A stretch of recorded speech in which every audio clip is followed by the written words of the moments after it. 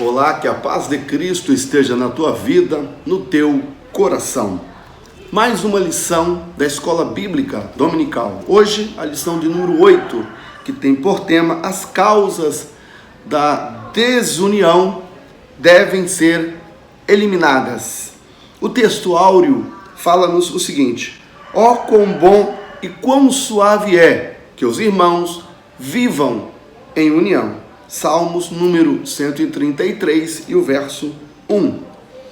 A verdade prática fala-nos da seguinte forma: a união é uma força indispensável para a igreja, é um testemunho diante do mundo e um estímulo para o crescimento na obra de Deus. O texto da leitura bíblica em classe está em Neemias, capítulo 5, versículo 1 e também os versículos de 6 a 12. Quando nós olhamos para a lição, que a palavra-chave desta lição é união ou desunião, né? Combatendo assim então a desunião, a gente encontra nesse texto áureo uma coisa muito importante: ó quão bom e quão suave é que os irmãos vivam em união.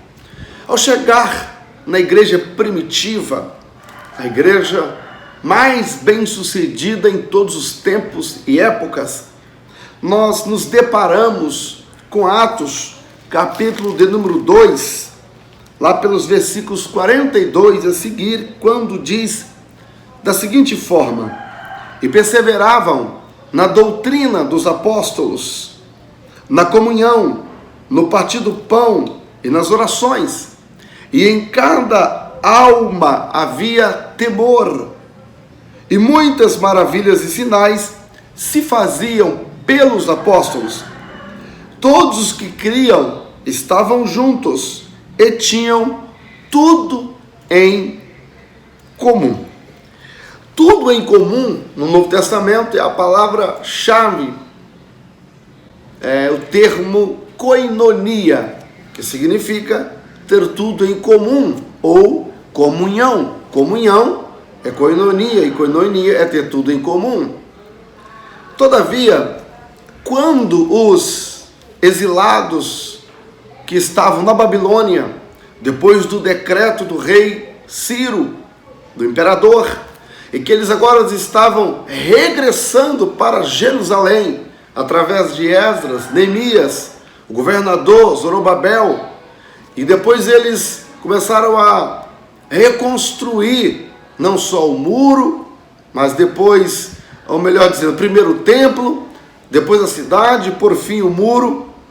E, enfim, quando eles estavam nesse trabalho de reconstrução, eles encontraram algumas questões que eles precisaram resolver. E entre elas foi a questão da desunião.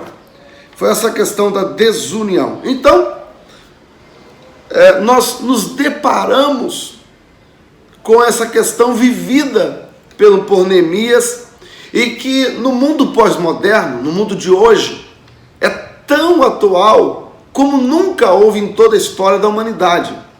O mundo pós-moderno é um mundo onde as pessoas só pensam nelas, pessoas egocêntricas, egoístas. Inclusive, isso tem prejudicado muitas famílias, essa questão da desunião. A desunião é um problema na empresa, é um problema na família, é um problema na igreja, é um problema em todo canto. A desunião é algo mesmo diabólico, carnal, prejudicial. Devemos dar as mãos para combater a desunião, porque a desunião é um obstáculo onde chega, é um câncer onde se instala. Fica comigo nesses próximos minutos e vamos estudar como combater essa enfermidade tão cruel, tão atroz e que causa tantos prejuízos. O contexto dessa lição está em Neemias capítulo 5, a partir do verso 1, como eu disse, o povo estava regressando do exílio da Babilônia e enfrentaram alguns desafios. Entre eles foi essa questão da desunião. E o texto fala-nos da seguinte forma, Neemias capítulo 5, versículo 1. Se você não tem a revista da escola bíblica do trimestre atual, você pode me acompanhar através das escrituras com a sua Bíblia, Neemias capítulo 5. Diz assim o texto, versículo 1. Foi, porém, grande o clamor do povo e de suas mulheres contra os judeus e seus irmãos, porque havia quem dizia: com nossos filhos e nossas filhas nós somos muitos, pelo que tomemos trigo para que comamos e vivamos.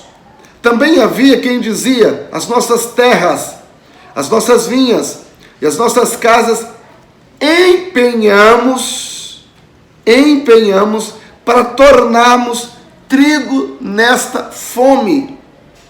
Também havia quem dizia: tomamos dinheiro emprestado para tributo do rei sobre as nossas terras e nossas vinhas. Observe, aqui havia uma exploração social. As pessoas estavam tanto tempo exiladas, sob domínio do rei, dos governadores da Babilônia, e pagando tributos, e agora os próprios irmãos, os próprios judeus que ali ficaram, alguns estavam explorando socialmente as pessoas, estavam tomando a vinha delas, a própria vinha, a própria terra das próprias pessoas, e agora estavam ali cobrando impostos, cobrando taxas, dando como se fosse a meia a própria terra da própria pessoa, e eles estavam vivendo em uma condição terrível entre os próprios irmãos, sendo algo completamente desumano e, claro, sem nenhuma união. Então, quando isso acontece, nós encontramos aqui um verdadeiro paralelo, entre os judeus, o povo de Deus, aquilo que aconteceu com o povo de Deus naquela época, com a igreja do Senhor, né? O primeiro tópico aqui da nossa lição diz-nos: a união caracterizava os judeus libertos do cativeiro. A união caracterizava os judeus libertos do cativeiro. O problema, nós já falamos, quando as pessoas regressavam, havia aqueles que estavam abusando da pobreza das pessoas. Mas, em segundo lugar, nós encontramos aqui um verdadeiro paralelo entre aquele povo e a igreja. Por quê? Qual é o paralelo? O que havia em comum entre eles? Todos eles estavam todos eram judeus, todos criam no mesmo Deus, todos eles tinham a mesma aliança de fé, tinham a mesma forma de fé, eles tinham o mesmo Deus, a mesma lei, os mesmos sacerdotes, os mesmos princípios de fé estavam entre eles. Todavia, mesmo tendo todos esses princípios em comum, quando chegava na parte social, quando chegava na parte da vivência, eles agora não distribuíam a coisa em comum. Eles, na verdade, estavam querendo explorar a miséria alheia. Na igreja, o paralelo é que na igreja nós temos muitas coisas em comum. Todos nós aceitamos a Jesus Cristo como Salvador. Todos nós pertencemos à igreja. Todos nós cremos na mesma Bíblia. Todos nós esperamos Jesus voltar. Todos nós até chamamos irmãos. Então temos muita coisa em comum, mas mesmo assim ainda falta koinonia, porque koinonia não é algumas coisas em comum, é tudo em comum. Aqui, quando nós estamos falando de tudo em comum, vale a pena também ressaltar a questão dos preguiçosos. Tem gente que quer ter a terra alheia, só que é preguiçoso, não trabalhou para tal. É por isso que algumas questões, algumas posturas políticas, né, são muito complicadas. Por quê? São complicadas porque a pessoa quer o direito igual, mas não quer trabalhar igual. O preguiçoso quer usufruir do que o trabalhador conquistou. Então, também é injustiça, não é? É injustiça e Deus não aprova injustiças, não é? Mas uma coisa é certa, a união é algo que nasceu no coração de Deus. Quando a gente fala da união, é muito importante lembrar que a união não está associada à injustiça, tá? Não está associada à injustiça. Mas nós temos uma figura super interessante que queria partilhar com vocês sobre a questão da união. Lembra da Gênesis 11, a Torre de Babel? Há muitas coisas ali que são positivas na Torre de Babel. Aprendemos muito com a Torre de Babel. Primeiro, a união. Todos eles falavam a mesma língua. Todos eles tinham tudo em comum. Todos eles tinham o mesmo objetivo. E a obra seguiu em frente, porque todo mundo falava a mesma linguagem. Todo mundo tinha o mesmo objetivo. Todos eles estavam juntos. Então, quando tem união, nada impede o avanço da obra de quem é unido, de quem fala a mesma língua. Ali, Deus, para que aquela obra parasse, Deus confundiu a língua deles. Foi uma forma de dispersar o povo, confundindo a língua. Então, uma das coisas que nós precisamos trabalhar para que haja união é a nossa língua. Nós precisamos falar a mesma língua. Posso não concordar, posso pensar diferente, mas para que a obra avance, eu tenho que falar a mesma língua. Para que haja união, eu tenho que falar a mesma linguagem. Aprendemos muito ali com a Torre de Babel com relação à união. É verdade que o propósito deles era rebeldia, eles estavam ali tentando fugir dos planos de Deus, e eles se uniram para fugir dos planos de Deus, portanto, foram reprovados nesse quesito, não é? E eles acabaram também por se rebelar contra Deus, por serem pessoas que estavam fugindo, tentando pelo menos fugir dos planos do Senhor, não é? Então isso não é positivo. Agora, na nossa lição, o primeiro ponto é a união caracteriza os judeus libertos do cativeiro. Por quê? Porque embora eles estivessem passando por essa dificuldade, eles estivessem passando por essa questão de abuso social, agora Deus então levanta um líder para os ajudar. E é aí que a gente entra no segundo ponto da nossa lição. A união entre os judeus estava ameaçada.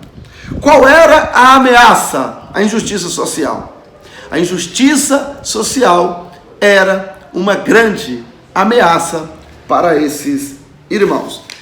E eles estavam com problemas financeiros. Acompanha comigo em Neemias, capítulo de número 5, e o versículo agora 4. Também havia quem dizia: tomamos dinheiro emprestado até para o tributo do rei, e sobre nossas terras e as nossas vinhas também. Agora, pois, nossa carne é como a carne de nossos irmãos e nossos filhos, como seus filhos, e eis que sujeitamos nossos filhos, nossas filhas, para serem escravos. Até algumas de nossas filhas estão sujeitas, que já não estão no poder de nossas mãos, e outros têm as nossas terras e as nossas vinhas.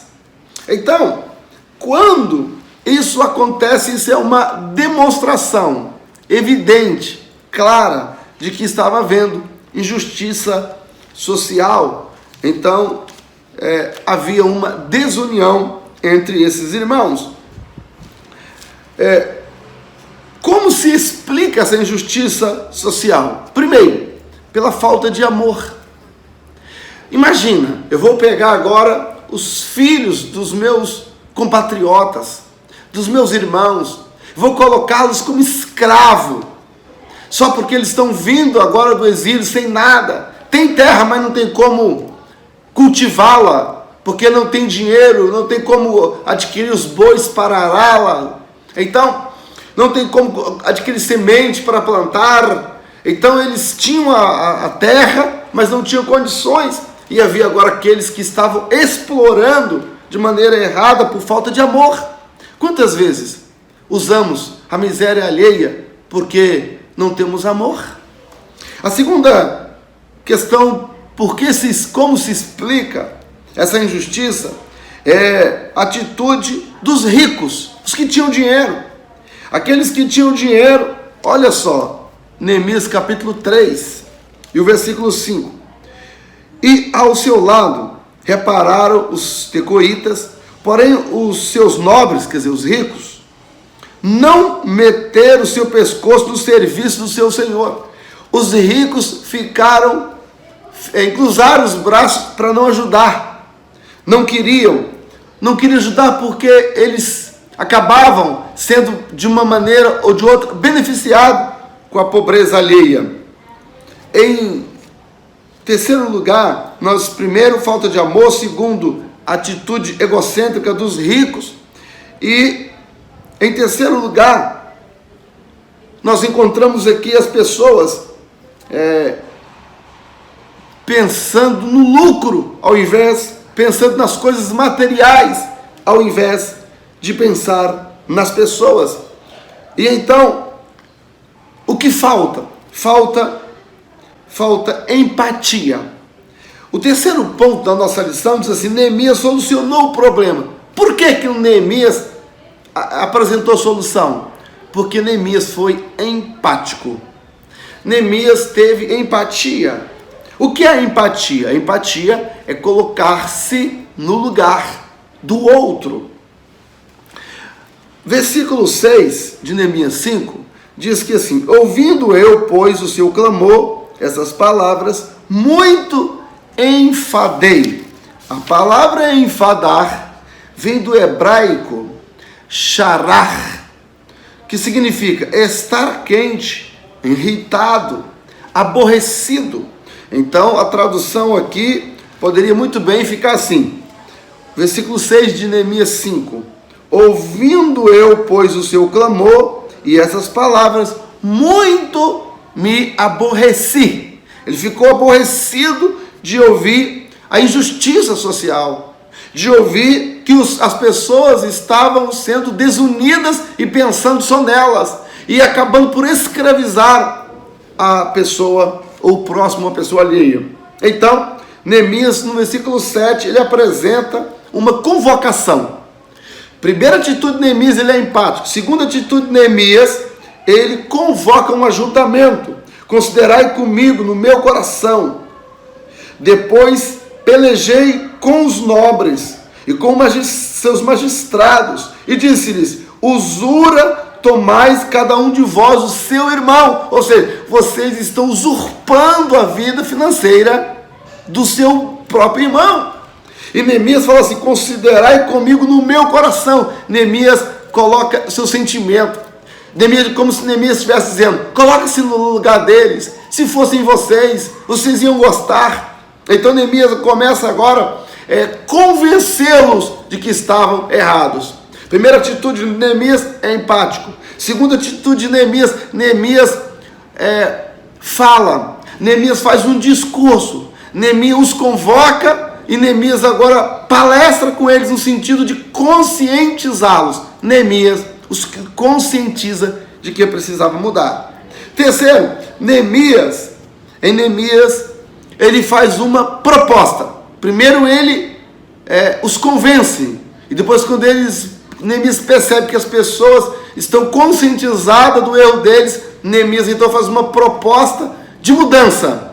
Não adianta só eu entender que, coitado, realmente o meu próximo, se eu não tiver uma atitude, se eu não praticar.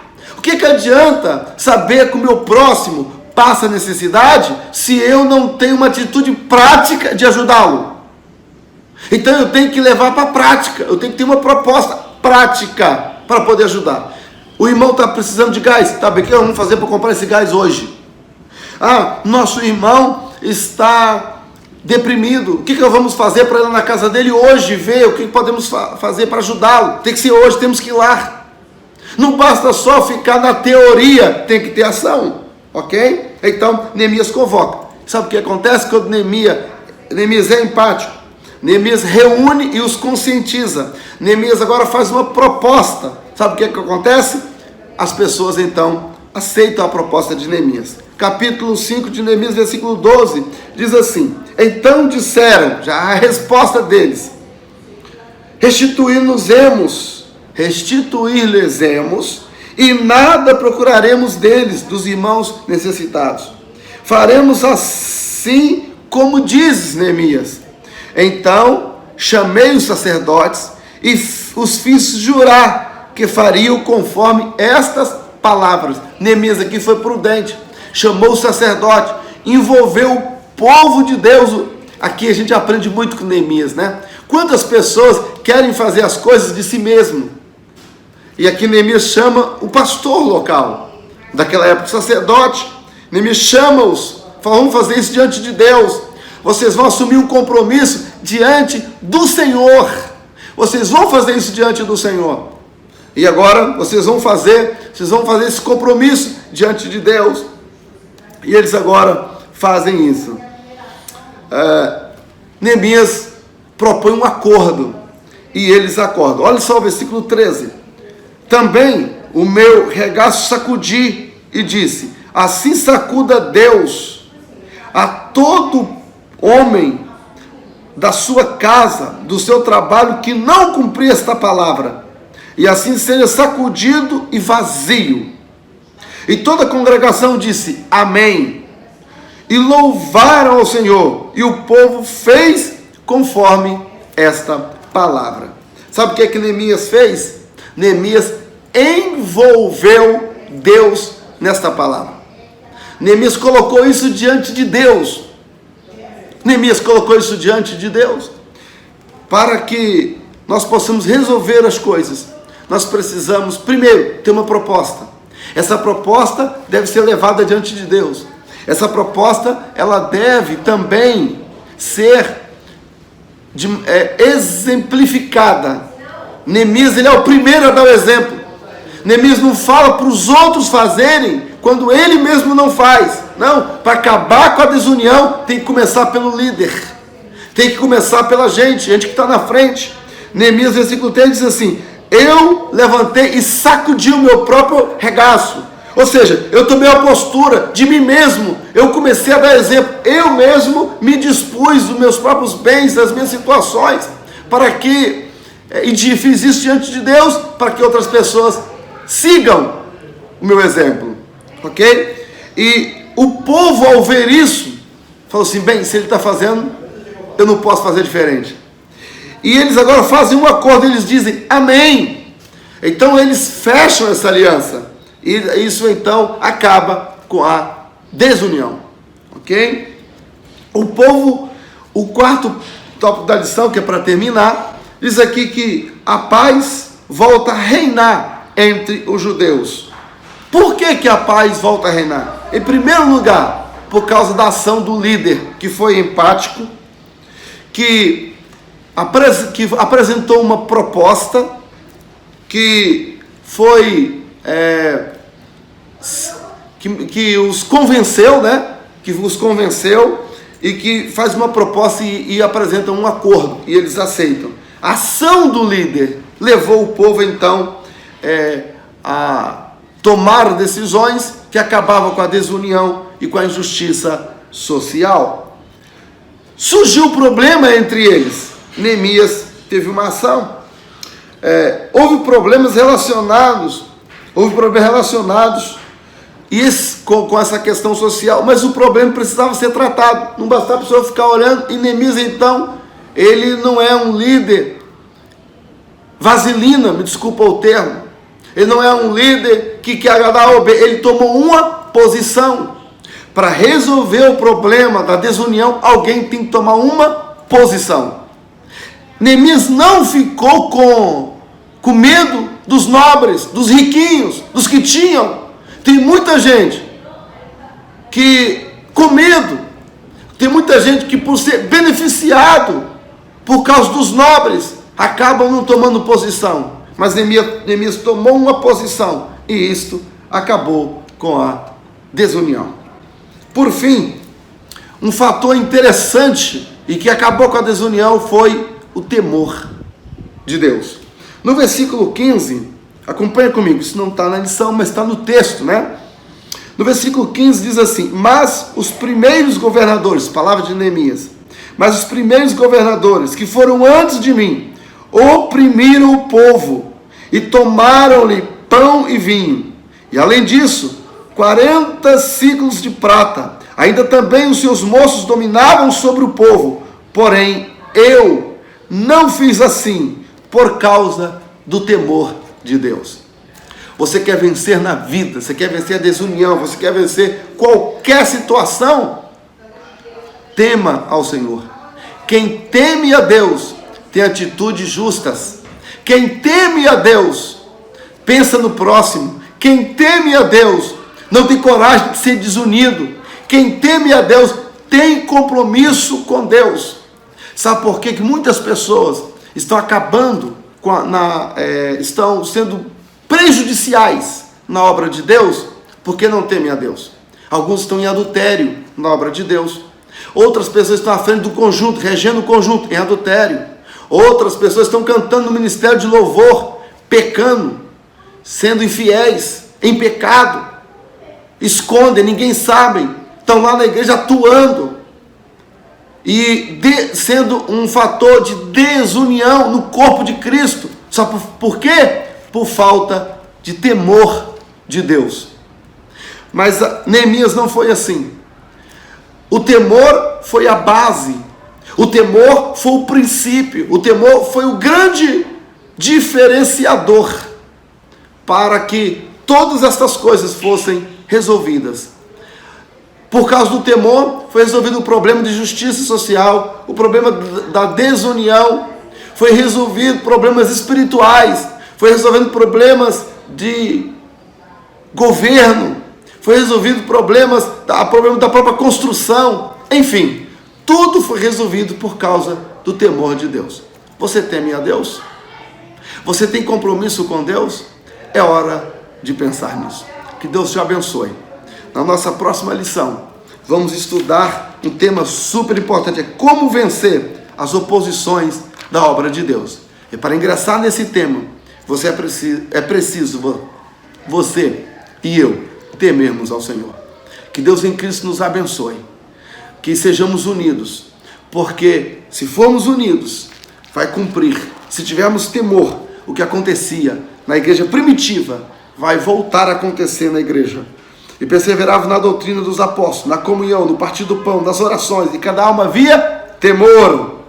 Muitas maravilhas e sinais eram feitos pelos apóstolos. Por quê? Por causa do temor, da união e da paz que reinava entre eles. Que Deus em Cristo vos abençoe e até a próxima lição, se Deus quiser. A paz do Senhor.